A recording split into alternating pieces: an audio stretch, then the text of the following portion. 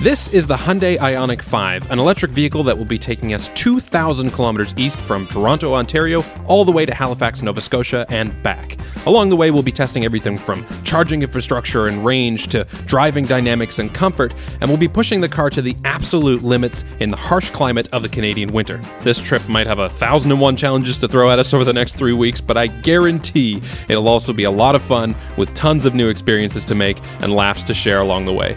This is Charging East. Good morning. It is now very early on a Sunday morning, March 6th here in Nova Scotia. We're in Halifax right now. We're about to head all the way out to Moncton for the day. There's a bit of snow coming, so we decided to get up a little bit early and head out early.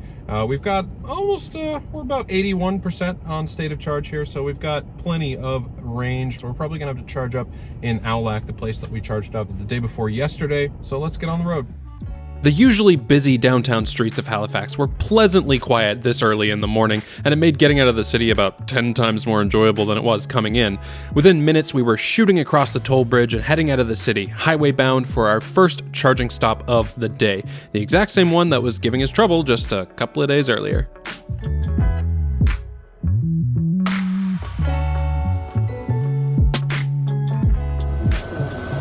Charging started, so now we are on our first charger of the trip back west. I guess you could call this charging west instead of charging east at this point, but we're back at the Petro-Canada station that, if you recall, didn't work last time. We're gonna give it another shot because, as you can probably tell, my hood's down, I don't have a hat on. It's quite a bit warmer today. It was minus 24 the last time we stopped here. It's now like minus 4 or minus 5. So we're just gonna see if the issue was the cold or the actual charger itself. So yeah, the charger did end up giving us some juice. It was slow at just below 50 kilowatts, so there was definitely something wrong with the charger, but we got what we needed and hit the road again, heading for Moncton, New Brunswick.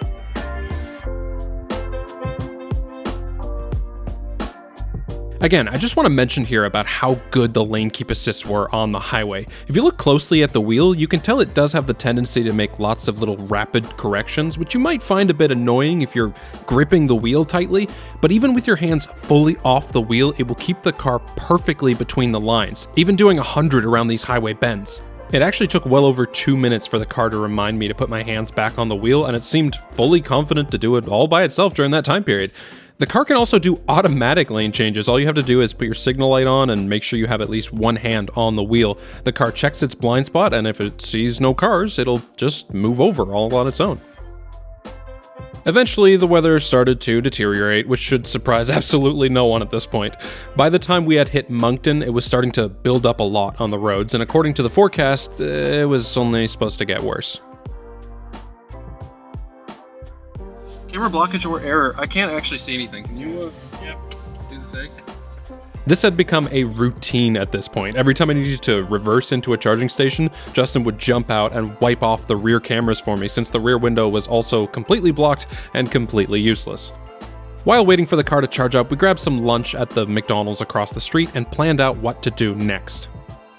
We are now in Moncton, New Brunswick, which is only about 250-ish kilometers away from Halifax, but we have to stop given that there's a winter storm warning out now. It's like between 15 and 20 centimeters of snow is going to fall, so we're going to stop, hunker down, maybe go to a local museum or some other thing like that, and we'll see you tomorrow. We ended up heading to a local museum called Resurgo Place. Now, I didn't get a shot of the outside because there was just too much snow for me to even bother pulling out my camera, but the inside was amazing. There were so many awesome models of planes, trains, and boats, and they had an entire floor dedicated to fun little STEM exhibits for kids, and adults pretending to be kids. Spin the wheel. All right, go for it. You did it. They also had a whole floor for lots of old pieces of technology. There was cameras, film projectors, and there was this old cash register that I was sure that I had broken just by pressing a button. Uh-oh. Turns out I just needed to crank the lever a little bit. After spending the afternoon at the museum, we didn't really have much to do given the raging snowstorm outside, so we holed up in our hotel for the night, getting ready for a much, much longer drive the next day. It rained a lot overnight, and now our car is perfectly clean. Not perfectly clean because it's a white car and it's never perfectly clean, but hey, At least you can see the IONIQ 5 badging now, because we couldn't see that before. After checking the forecast again, we found out that we were about to head into yet another batch of snow, so we left Moncton early in the morning to try and beat it. Little did we know at the time, this would be the longest day of driving of the entire trip.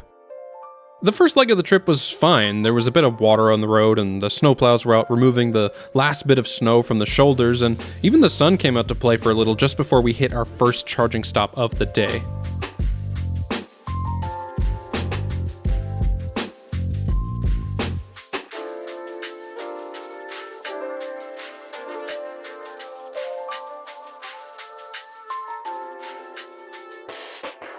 Alright, so we are now in a place called King's Landing, New Brunswick, which is interesting for any of you Game of Thrones fans out there. I think this is honestly the cleanest I have seen this car so far on this trip, other than when I first picked the car up, because, I mean, white, don't get me wrong, stunning color, this Atlas white, but in the wintertime, it gets super, super dirty. One thing I do want to mention is that people really like the look of this car. As people are passing you, they always stop to look, and I had one guy actually yesterday talk about how much he likes the wheels on the car. He had no idea what the car was or anything else, but he just wanted to stop to show his appreciation, and that's cool. Not something I'm used to, but it is fun to see. After a quick breakfast and about 40 minutes of charging, we were on the road again, heading north to the top of New Brunswick, where we would hit another Petro-Canada charger closer to the border of Quebec. We were beating the weather, at least for now. I don't think I've mentioned this on this road trip series yet, but the IONIQ 5 has a little heads-up display that will display your speed and speed limit, lane keep assist information, blind spot monitors, and turn-by-turn navigation right on the road in front of you. And this thing was great on this trip. I didn't have to take my eyes off the road at all to get all of the information that I needed. There we go, 200 kilowatts. Charging just started and it is already better. It's already at 61 kilowatts. Hopefully that keeps ramping up. All right, so we just charged up to about 86%, which is just enough to get to our next destination, which I believe is Rivière-du-Loup. Let's hop in and get going. The IONIQ 5 is such a comfortable vehicle to drive. The lane keep assist, adaptive cruise control, and blind spot monitors make it so that you barely have to think to drive the car. So long road trips like this are actually enjoyable instead of being a chore, which is something I could very, very easily get used to. So we just stopped here in Rivière-du-Loup for a quick top up. We're at a 350 kilowatt Petro-Canada charger, but again, we're not getting the 350 kilowatts. We're actually only getting between 65 and 70, which is no bueno, but I just wanted to give you guys a quick update on efficiency numbers since I have been tracking that throughout the trip, and I have it here right now. So we've gone 2,939 kilometers, and the average consumption over all that distance is 25.4 kilowatt hours per 100 kilometers. Now, most of that is highway driving at above 100 kilometers an hour, and most of that is in quite cold weather. It's been usually between -7 and -10. That's generally where the temperature's been sitting, so very cold weather, lots of fast highway driving, and so that is our consumption. So I think this number would be much more bearable if we were getting the full advertised charging speeds, but we're really not. As you can see over here, we're only getting 65, which is unfortunate. At the start of the day, we only intended to go as far as Rivière-du-Loup. There was over like 550 kilometers of highway between Moncton and that town, so I figured by that point I'd be starting to get a little bit tired. Turns out I wasn't, so we hopped on the road again, heading straight for Quebec City. The first few snowflakes then began to fall, but we were determined to push our luck just a little bit further and make it to the outskirts of the city before calling it a night. After a grand total of 758 kilometers, we made it to our hotel in Lévis, right on the outskirts of the city, and then promptly headed to the nearest place that would sell us a Quebec poutine, Fromagerie Victoria. We then locked up the car for the night and headed to bed.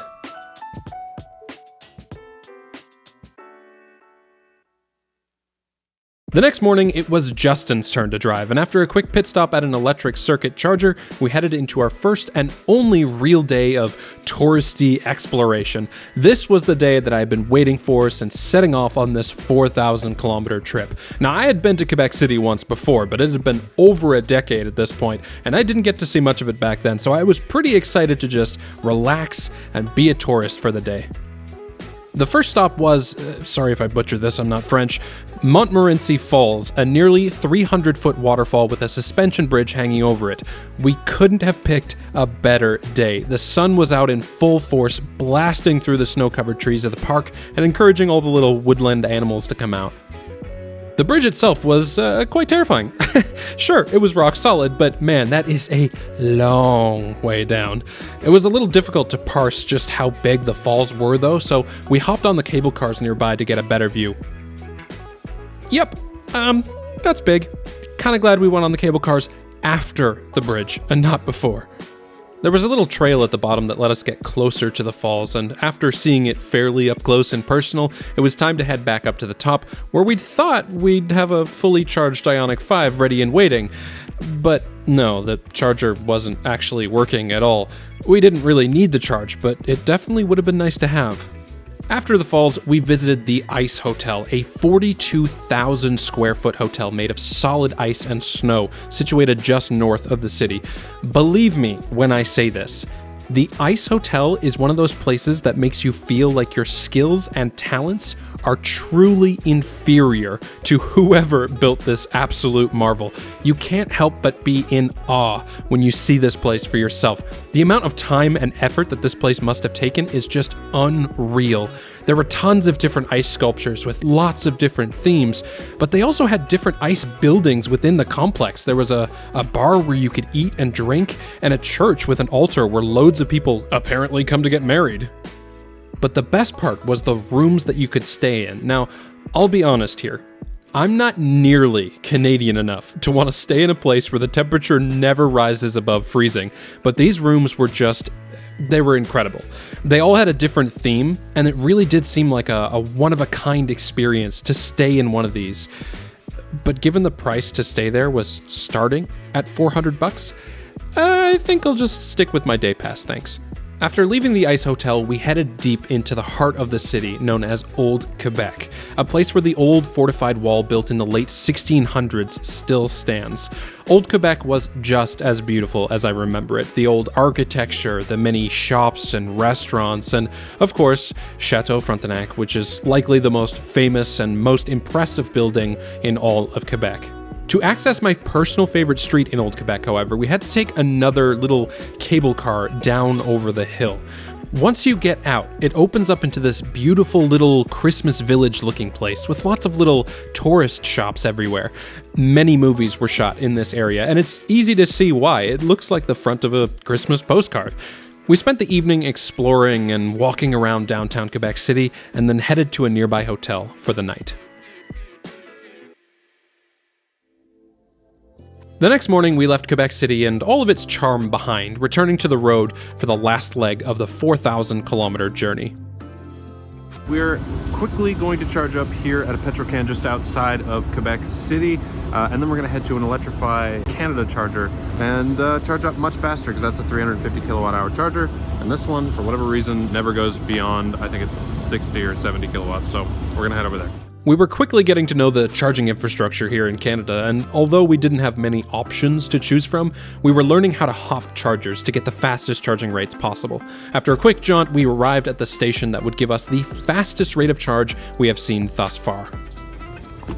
I would like this, please. Thank you.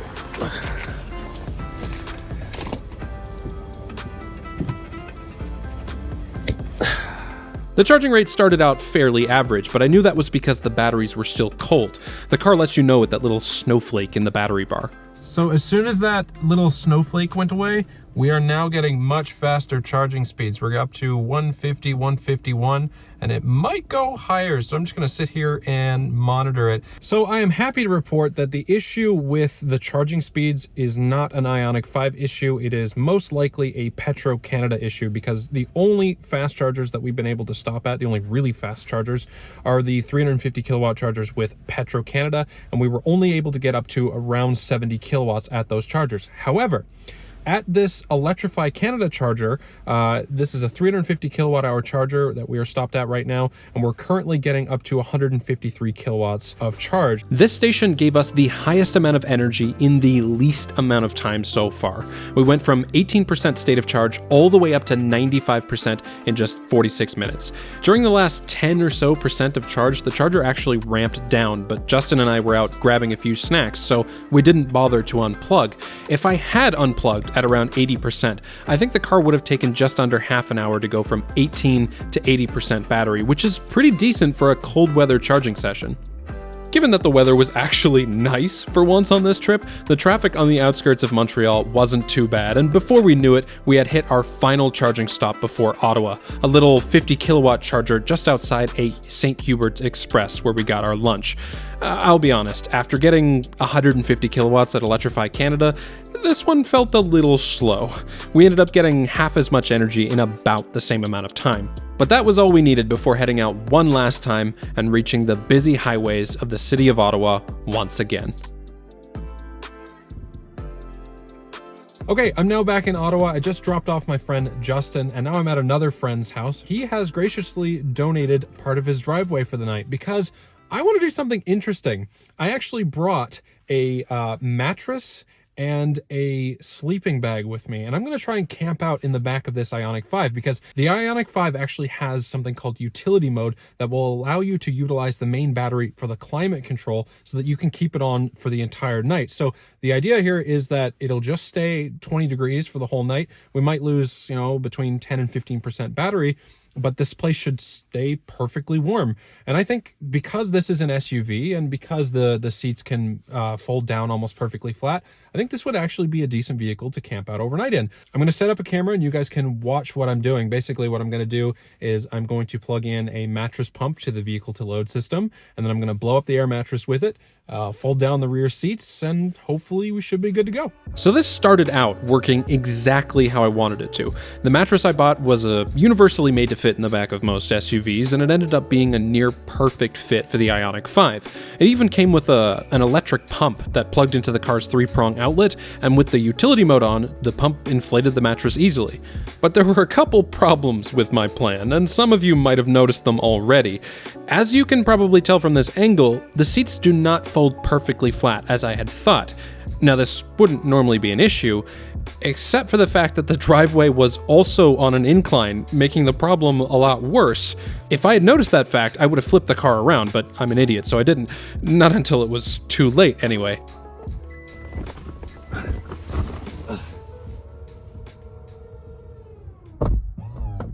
Success! There's not a lot of room because I'm 6 feet tall.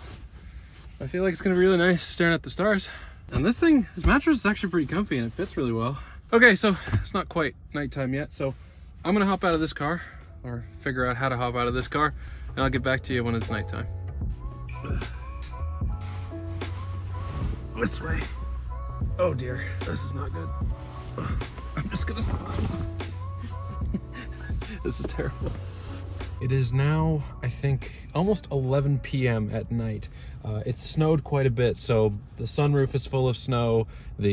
All the windows are full of snow, which is actually perfect because it allows none of the light from the outside to get in. So any of the street lights or anything like that on this street are going to be completely blocked out by the snow, at least for a little bit, until this car warms up fully and then all the snow melts off. But hey, it's going to be perfect to go to sleep in. So I am going to hop in the back as best I can. Got my pillow.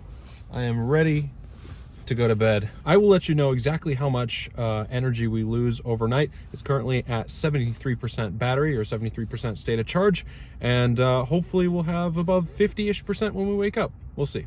All right, this is the setup. I am all tucked in, ready for bed. Pillow, mattress, all the climate control and everything is all still left on. It's a little tight for me, I'll be honest with you. I'm 6'3", and I'm gonna have to probably lie diagonally. I think if the mattress was a little bit longer and there was a spacer in between the two front seats, then everything would be fine. But where I'm so tall, it's gonna be a little tight, I think, but we'll make it work. Okay, it is 3 hours later and I'm calling it. I cannot sleep in here. It's just too dang small, and I am too dang big. So yeah, I ended up bailing. I think it was mostly my fault for not realizing the driveway was on an incline, but I also think it's just a bit cramped for anyone over 6 feet tall back there.